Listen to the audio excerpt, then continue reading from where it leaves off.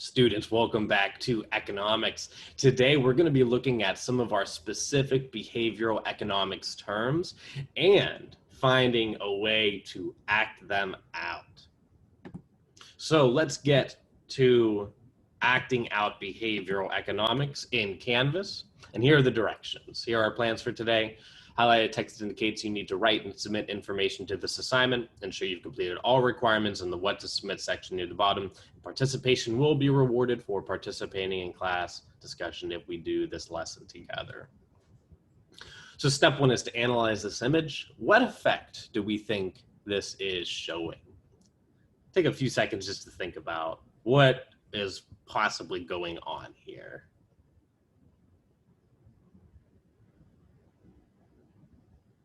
Well, I see groups of people.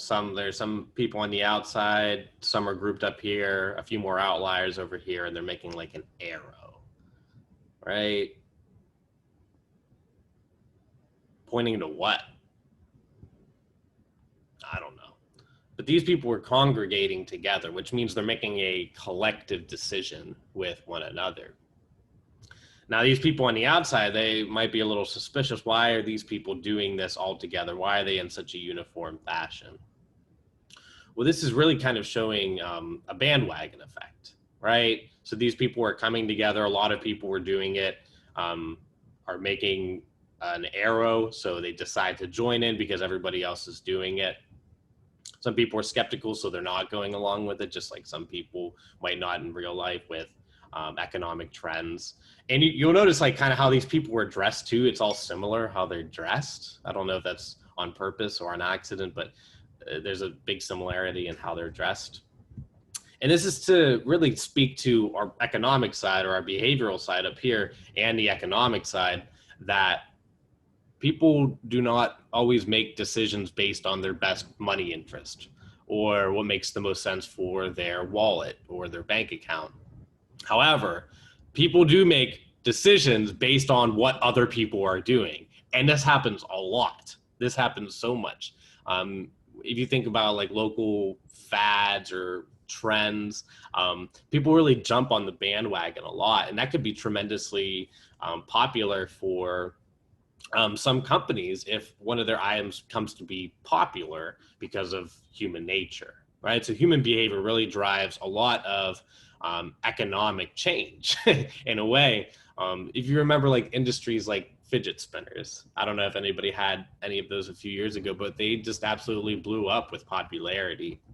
Once a few people got them, a lot of people wanted them, and that drove economic change. It's almost like you had to have them, right? Because they were a popular trend at the time.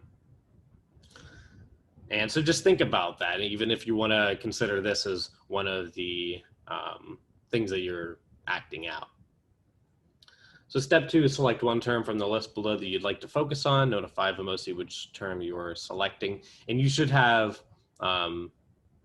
you should be familiar with most of these terms that you did a chart on the other day, where you came up with examples and pictures to show what they represented. We have time discounting, the idea that present rewards are more desirable than future ones, social proof, top dog effect, which might be a new one, but I think it could be a cool act out type of thing. Positive illusion, do say problem, anchoring, endowment effect, loss aversion, and then the goal gradient theory. So select one term, and they have all the definitions here so you can refresh yourself with what those mean. Select the one that you think you could best act out, and then notify me which one you're selecting. And then step three, select option A or B. Using your term from step two, notify Vamosi which option you choose. You can either create, record, and submit a skit or charade of you acting out your term. If you do this, your skit or charade must be a video of you acting out your term in 30 to 60 seconds. Present a real life scenario where your term applies, and provide enough detail for the audience to determine which term you are describing without mentioning the name of your term. Or you could choose option B, which is to create a script which illustrates your term.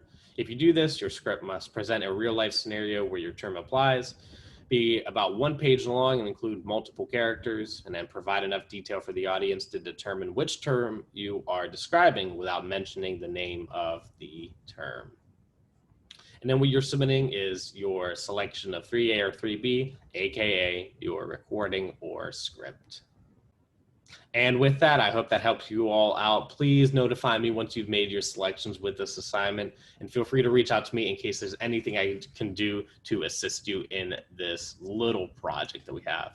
Otherwise, have a great day.